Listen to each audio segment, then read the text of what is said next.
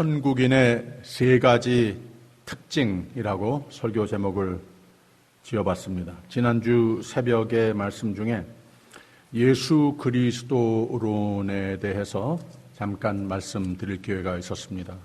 세 가지로 크게 복음서는 우리에게 일러주는데, 첫째는 물론 예수님은 세상에 오셔서 우리의 흠과 죄를 짊어지시고 고난과 결국 십자가의 죽음으로 말미암아 죄를 승리하시고 모든 고난을 승리하시고 또 죽음도 승리하셔서 온 인류를 대신하신 공로인지라 이 진리를 믿고 예수를 구세주로 영접하는 자는 죽지 않고 영생을 얻는 것이다 라고 하는 복음입니다. 둘째 그리스도로는 수많은 아픈 자들을 찾아가셔서 치유해 주시고 그 지상 목회 중에 외로움과 세상살이의 불안을 안고 사는 자들을 찾아가서 또 만날 때마다 자비로운 상담자와 같이 의원과 같이 그들의 삶을 재건시켜 주시고 또 은혜의 손길들을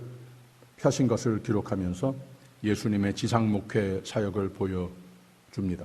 또 세 번째로는 예수님은 성도들로 하여금 생명의 삶을 누리기 위한 참 본이 되셨다고 하는 겁니다.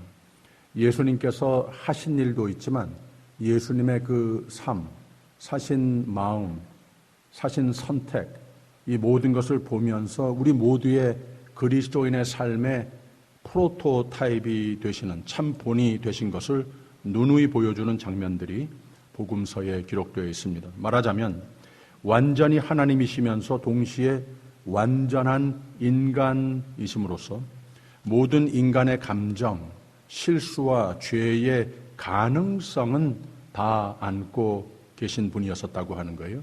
100% human이시기도 하셨다고 하는 말입니다. 그러나 예수님은 온 인류 역사에 단 한 사람도, 가장 위대하고 성자라고 일컫는 사람도 완전하게는 살지 못한 세상 속에서 완전한 믿음, 완전한 순종으로 누구나와 같이 모든 유혹과 시험과 두려움과 고난을, 죽음을 피하고 싶은 마음도 다 있으셨지만 예수님은 완전한 믿음, 완전한 순종으로 그야말로 흠없는 하나님께 온 인류를 대신해 화목제로 드려진 분이시라고 하는 말입니다. 이게 왜 중요한가 하면은 그의 지상 생애를 사신 믿음의 표본, 성도의 삶의 패턴이 돼야 할 표본 되셨다는 거예요. 그래서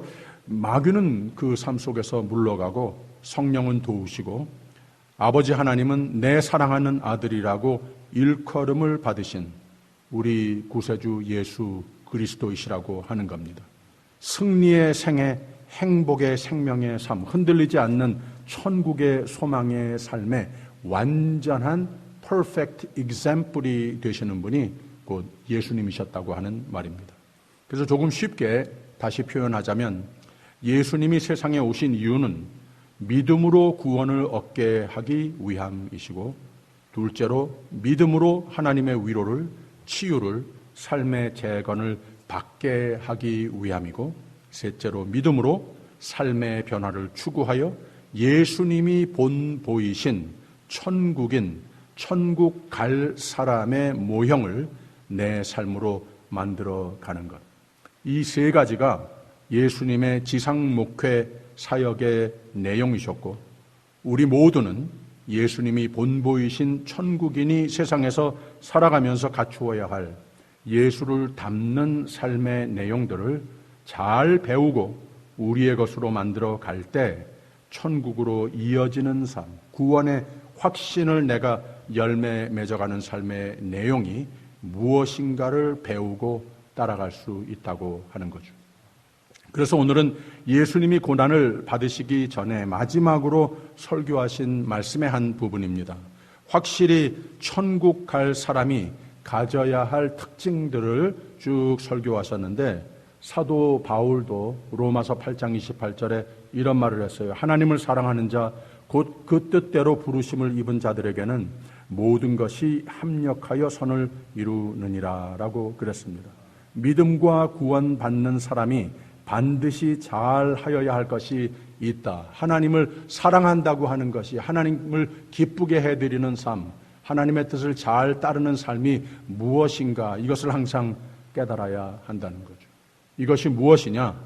오늘 마태복음 25장을 보는데 예수님이 여기서 세 가지의 비유로 믿는 사람이 천국 갈 확신을 지니기 위해, 그래서 소망과 행복으로 살기 위해 가르치신 말씀 내용입니다.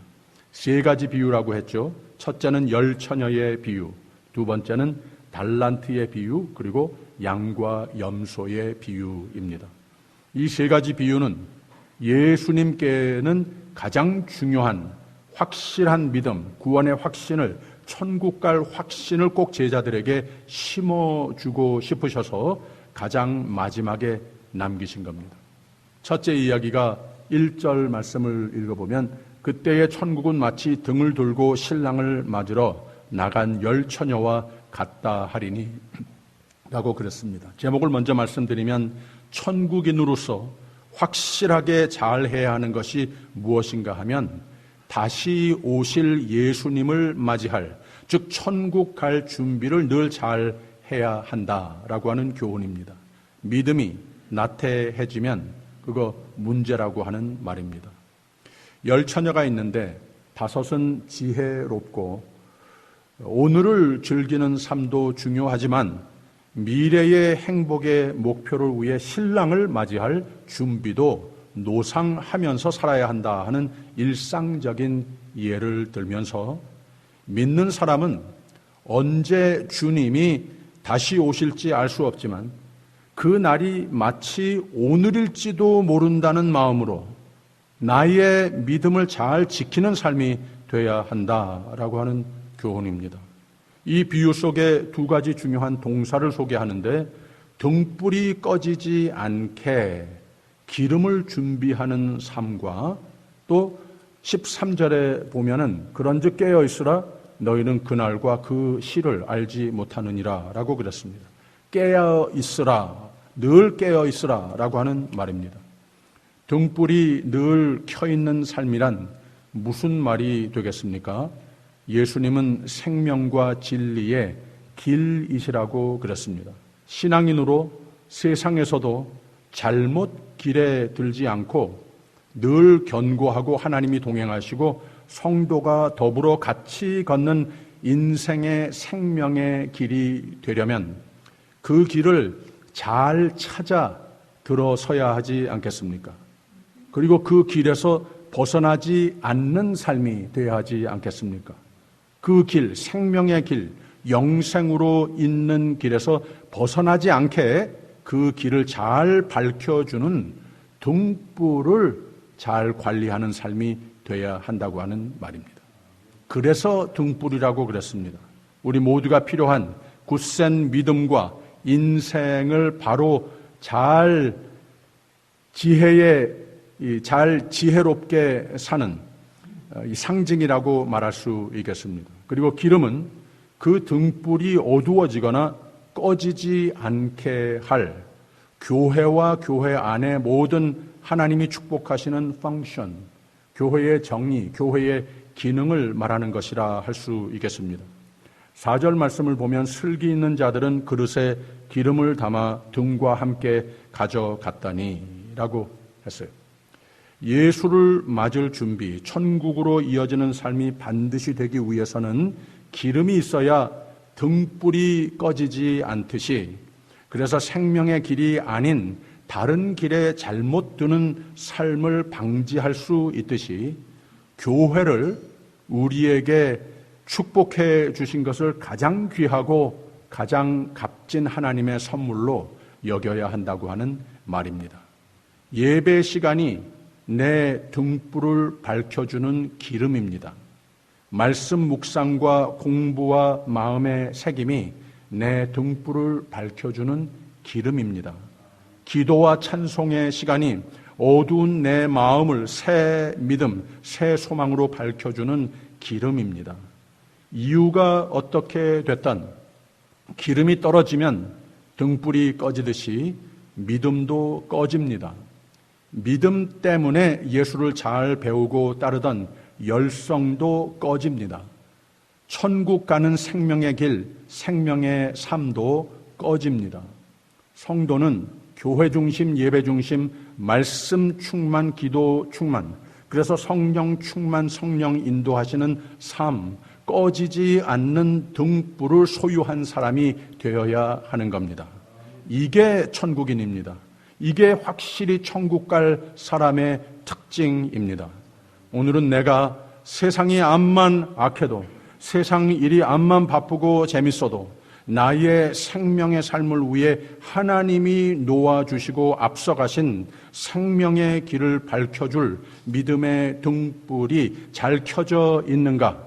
또 나의 그릇, 내 삶의 패턴이 늘 하나님의 은혜로 넘치게 채우실 교회 중심, 예배 중심, 말씀 충만, 기도 충만으로 이 기름으로 충분히 채워 있는가 체크해 보시는 아침이 되시기를 부탁드립니다. 체크해 보니까 좀 로우해졌습니까? 그 기름, 그 은혜로 다시 채울 삶의 패턴을 위해 그래서 나는 항상 밝게 타는 생명의 길의 등불을 반드시 소유한 성도가 되시기를 주님의 이름으로 축원합니다. 신앙을 잘 관리해야 합니다. 신앙도 지켜야 합니다. 신앙을 잘 지켜서 나는 확실히 천국인이다. 이런 행복을 누리는 우리 모두가 되시기를 축원합니다. 두 번째 비유는 예수님이 또 부탁하시는 천국인의 특징인데 충성의 삶입니다. 달란트 비유는 하나님이 우리에게 천국의 동력자, 교회의 일꾼으로 부르신 삶을 맡은 자가 잘 해야 할 것은 충성이라고 말씀이 있듯이 충성의 척도, 내게 주신 생명, 모든 은사를 어떻게 선용하며 살 것인가에 대한 가르치심입니다. 이 이야기 속에는 두 가지의 인생의 결과를 대조하고 있습니다. 21절 말씀을 보면 그 주인이 이르되 잘하였도다 착하고 충성된 종아 내가 작은 일에 충성하였음에 내가 많은 것으로 내게 맡기리니 내 주인의 즐거움에 참여할지어다 라고 그랬습니다. 충성의 삶의 결국입니다. 그리고 30절에 가서는 이 무익한 종을 바깥 어두운 데로 내어 쫓으라. 거기서 슬피 울며 이를 갈미 있으리라 하니라 라고 그랬습니다.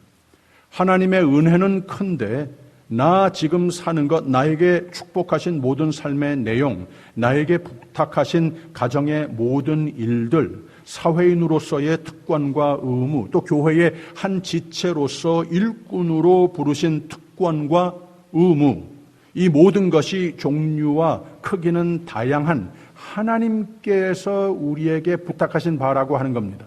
달란트라고 볼 수 있습니다. 근데 이 무익한 종이라고 하는 소리를 들어서는 안 되지 않겠습니까? 이 무익한 종이라고 하는 말을 제가 말씀을 펴서 볼 때마다 저는 좀 두렵습니다. 하나님의 사랑 받은 자, 생명을 얻은 삶, 가정 건강, 보람스러운 교회를 섬기는 것. 이 왜 두려운가? 하나님께로 내가 믿고 이 달란트를 부탁하신 하나님, 내 삶의 주인께 무익한 종이라고 하는 말을 들을까 봐서 두렵습니다.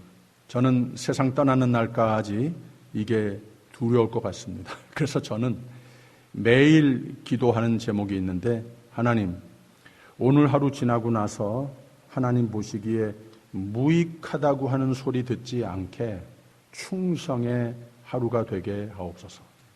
조금이나마 유익했다, 착하고 충성된 종이 됐구나, 내 주인의 즐거움에 참여할지어다, 칭찬 듣게 하옵소서. 이런 하나님의 칭찬 기뻐하시는 음성을 듣기 위해 기도하고 매일 노력합니다. 여러분도 그렇게 하십시오.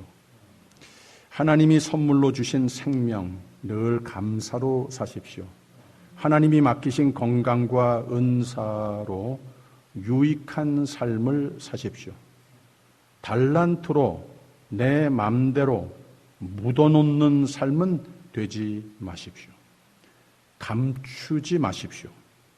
하나님께로 무익한 종이란 소리는 절대 듣지 않는 충성된 종이 되셔서 하나님의 즐거움, 날아갈 듯 행복한 생애가 되시기를 주님의 이름으로 축원합니다.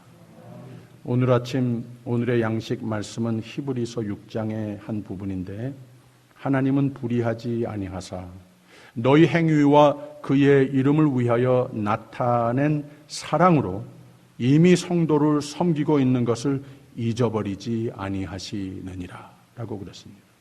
여러분의 섬김, 하나님이 맡기신 달란트가 무엇입니까? 하나님의 믿음을 주시고 섬김의 기회를 주신 것은 절대로 가볍게 여겨서는 안 되는 겁니다. 우리는 최선으로 충성하는 사람이 돼야 하는 겁니다. 그러면 어떻게 되느냐? 하나님은 그 섬김, 그 충성, 그 최선을 잊지 않으시는 하나님이시라고 하는 거예요. 하나님이 잊지 않으시는 성도가 됐으면 다 된 겁니다. 행여나 하나님이 잊고 싶어 하시는 성도는 절대 되지 마십시오. 세 번째 비유로 천국인의 특징을 가르치십니다. 그것이 우리가 읽은 말씀입니다. 31절에서 34절 다시 같이 한번 읽습니다. 인자가 자기 영광으로 모든 천사와 함께 올 때에 자기 영광의 보좌에 앉으리니 모든 민족을 그 앞에 모으고 각각 분별하기를 목자가 양과 염소를 분별하는 것 같이 하여 양은 그 오른편에 염소는 왼편에 두리라. 그때의 임금이 그 오른편에 있는 자들에게 이르시되 내 아버지께 복받을 자들이여 나와 창세로부터 너희를 위하여 예비된 나라를 상속하라 라고 그랬습니다. 이 예화도 근데 조금 더 노골적으로 천국 갈 사람의 특징 양이라고 표현을 했고, 천국 못 갈 사람의 특징 염소라고 표현했습니다. 이렇게 갈라놓으신다고 그랬어요. 이 대목은 좀 제너럴하게 열처녀 비유와 달란트 비유의 결론 부분이라고 말할 수도 있고, 아니면 이제 세 번째 말씀하실 천국 갈 사람이 반드시 보여야 할 특징 또 하나를 가르치는 첫 부분이라 말할 수도 있는데, 이 두 가지 견해가 다 맞는 것 같습니다. 예수님이 누누이 가르치셨듯이 사랑의 법의 귀중성입니다. 하나님을 사랑하는 방법이 이웃을 사랑하는 것이라고, 이웃을 사랑하는 바로 그것이 하나님 사랑하는 것이라고 하는 진리의 말씀을 여기서 또 반복하고 있습니다. 그래서 예수님은 지상 목회 중에 마지막에 이 긴 설교를 하시는데, 그 중에도 가장 중요한 것, 꼭 마음에 새겨주고 싶은 가장 중요한 말을 또 나중에 이 설교의 마지막 부분에 하시더라고 하는 말입니다. 그게 뭐냐? 사랑이라고 하는 말입니다. 바울의 말과 같이 뭐니 해도 사랑이 제일이라고 하는 말입니다. 내일이 발렌타인스데이인데 바울의 말과 같이 아가서에는 이런 말씀이 있어요.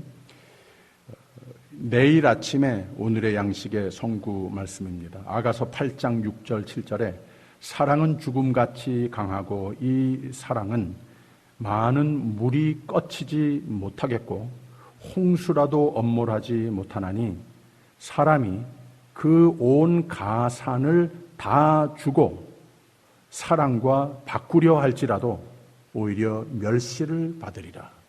사랑의 힘, 사랑이 제일이다 라고 하는 진리를 솔로몬이 가르친 시입니다. 그 책자에 나온 예화가 무슨 얘기가 있나 하면 두 80대 노인이 사랑에 빠진 얘기입니다.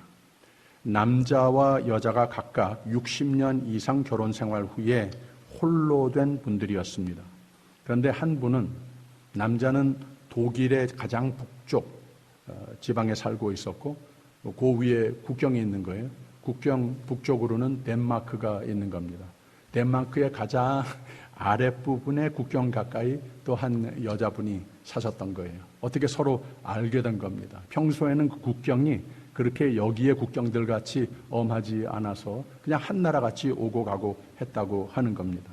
어떻게 만날 수 있었어요? 서로 사시는 집이 한 15분 정도 간격밖에 되지 않아서. 그래서 같은 활동도 많이 하고 또 산책도 하고 서로 집에 오가면서 요리도 해서 함께 식사도 하고 그러면서 사랑에 점점 빠지게 된 겁니다. 그런데 2020년 코로나 바이러스로 인해서 덴마크가 국경을 막아버리는 일이 생겨서 서로 오가는 것이 불가능해졌답니다. 근데 그래도 그들의 교제는 멈추지 않았다고 합니다. 매일 오후 3시가 되면은 서로 그 국경을 가까이 점심을 싸가지고서 가는 거예요. 그래서 길바닥에다가 블랭켓을 펴놓고 국경은 있지만 서로가 얼굴을 마주보면서 아주 아름다운 기쁜 피크닉을 매일매일 하곤 했다고 하는 겁니다. 누가 지나가면서 뭘 하시는 겁니까? 물어보면은 우리는 사랑 때문에 여기 있는 거예요 라고 대답을 하곤 했답니다. 이 책자에 결론적으로 글 쓴 것이 그들의 사랑은 국경, 유행병보다 더 강했다라고 감탄했습니다. 아마 지금은 자유롭게 오가면서 다시 좀 수월한 교제를 나누시고 있겠죠. 천국을 확실히 들어갈 자가 누군가? 믿음도 확실해야 하고 예배자로 승리하는 자가 되어야 하고 하나님 영광, 하나님의 의의를 위해서 충성된 삶이 반드시 되어야 하고 그리고 사랑의 열매를 맺는 삶, 하나님이 우리를 위해 찾아오시고 사랑과 복으로 채우는 삶을 예수 안에서 보여주시고 부탁하듯이 우리도 사랑의 삶을 살으라고 이웃에게 보내시는 하나님이심을 믿으시기를 바랍니다. 우리 교회의 카톡방 전도사 이순아 권사님이 매일매일 좋은 글들을 우리 교우들에게 보내시곤 하는데 저는 항상 다 읽어보고 항상 은혜를 많이 받곤 합니다. 어제는 사랑에 대한 글을 하나 올리셨어요. 테레사 수녀의 극진한 사랑의 사역 내용 한 예를 소개하고 나서는 이런 말로 결론을 지었습니다. 누군가의 등불이 되어준다고 하는 것, 이것보다 아름답고 고귀한 삶이 어디 있을까요? 참으로 의미 있는 일 아니겠습니까? 다른 일을 행복하게 하는 것은 향수를 뿌리는 것과 같다고 합니다. 얼마나 참 멋있는 표현입니까? 내가 행복하기 위해서는 다른 사람도 행복해야 합니다. 다른 사람과 상관없이 나만 행복이라고 하는 것 세상에 없습니다. 행복은 소유가 아니라 관계에서 찾아옵니다. 서로를 행복하게 하는 삶은 행복한 삶이 됩니다. 서로가 서로의 등불이 되는 삶을 만들어 삽시다. 양은 오른편에, 염소는 왼편에 두신다고 했는데 그 의미가 뭡니까? 오른편에 둔 자는 왜 그랬는가 하면은 천국에 들이시려고 그러셨다는 거예요. 40절에 있는 말씀을 한번 읽습니다. 임금이 대답하여 가라사대 내가 진실로 너희에게 이르노니 너희가 여기 내 형제 중에 지극히 작은 자 하나에게 한 것이 곧 내게 한 것이니라 하시고라고 그랬습니다. 줄인 자를 먹이고 목마른 자를 마시게 하고 없는 자를 돕고 아픈 사람을 거두어주고 이렇게 살면 사랑의 열매를 맺는 삶이 되면 다시 34절에 그때의 임금이 그 오른편에 있는 자들에게 이르시되 내 아버지께 복 받을 자들이요 나와 창세로부터 너희를 위하여 예비된 나라를 상속하라 라고 그랬습니다. 왼편에 둔 자는 그러나 41절을 읽어보면 또 왼편에 있는 자들에게 이르시되 저주를 받은 자들아 나를 떠나 마귀와 그 사자들을 위하여 예비된 영영한 불에 들어가라. 왜 그런가? 45절에 이런 말씀이 있어요. 이에 임금이 대답하여 가라사대 내가 진실로 너희에게 이르노니 이 지극히 작은 자 하나에게 하지 아니한 것이 곧 내게 하지 아니한 것이니라 하시니라 라고 그랬습니다.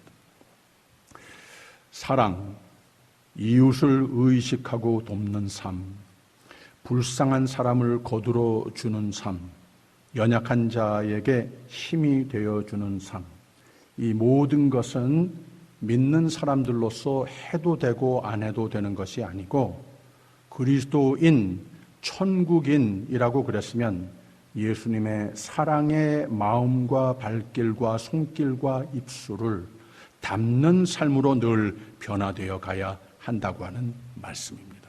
왜냐? 이게 곧 하나님을 사랑한다는 진정한 믿음의 사람이라고 하는 증거라고 하는 말입니다. 천당 간다는 말입니다. 우리의 삶의 패턴을 이런 면으로도 종종 진단해 봐야 하는 겁니다. 나는 하나님의 눈에 양입니까? 염소입니까? 인디안들이 옛날에 말을 타고 들을 막 달릴 때 어디 목적지가 있어서 이제 거기 빨리 막 가려고 달려갑니다. 근데 좀 특수한 말 타는 법이 무엇인가 하면 막 달리는 중에 자꾸 뒤를 돌아보면서 달려간다고 합니다. 근데 그 이유가 무엇인가 하면 내가 빨리 달려야 하기는 하는데 그런데 내 영혼이, 내 영이 나를 잘 따라오고 있는가. 이것을 체크하기 위해서 자꾸 뒤를 돌아본다고 합니다. 예배 드릴 때마다 이런 다짐은 꼭 해볼만 합니다. 바쁜 생활 중에 내 영혼이 나를 잘 따라오고 있는가? 내 믿음이 날 잘 따라오고 있는가? 나는 예배자로 승리하는 삶을 살겠습니다. 다짐. 나는 하나님 허락하신 생명으로 호흡과 건강으로 오늘까지 베푸신 모든 은혜와 은사로 하나님 나라와 의를 위하여 충성하는 삶이 되겠습니다. 하나님 사랑 감사합니다. 나를 사랑하여 주셔서 주신 늘 새 힘, 새 소망, 새 평강, 믿음의 선물 감사합니다. 하나님, 이젠 나를 사랑의 공구로도 써주시옵소서. 오늘 예배가 이런 다짐이 있는 예배라면 하나님은 여러분을 보시고 참 기뻐하십니다. 과연 천국의 선물을 확실히 손수 레저베이션 해 놓으시는 것을 믿으시기를 바랍니다. 다시 한번 읽습니다. 인자가 자기 영광으로 모든 천사와 함께 올 때에 자기 영광의 보좌에 앉으리니 모든 민족을 그 앞에 모으고 각각 분별하기를 목자가 양과 염소를 분별하는 것 같이 하여 양은 그 오른편에 염소는 왼편에 두리라. 그때에 임금이 그 오른편에 있는 자들에게 이르시되 내 아버지께 복받은 자들이요 나와 창세로부터 너희를 위하여 예비된 나라를 상속하라. 할렐루야. 축원합니다. 기도하겠습니다. 구세주 예수 그리스도 안에서 우리의 죄 사하여 주시고 오직 믿음으로 구원하셔서 천국을 바라보며 천국의 삶을 살으라고 천국인으로 인쳐주시니 감사드립니다. 하나님이 칭찬하시며 누가 보아도 본받을 만한 그리스도인으로 승리하는 삶이 되어서 하나님이 복 주시고 지키시고 그 마음에 참 평강, 참 확신으로 믿음으로 나를 능히 도우시는 하나님의 은혜의 강가의 삶이 되게 하여 주시옵소서. 감사드리며 예수 그리스도 이름으로 기도하옵나이다. 아멘.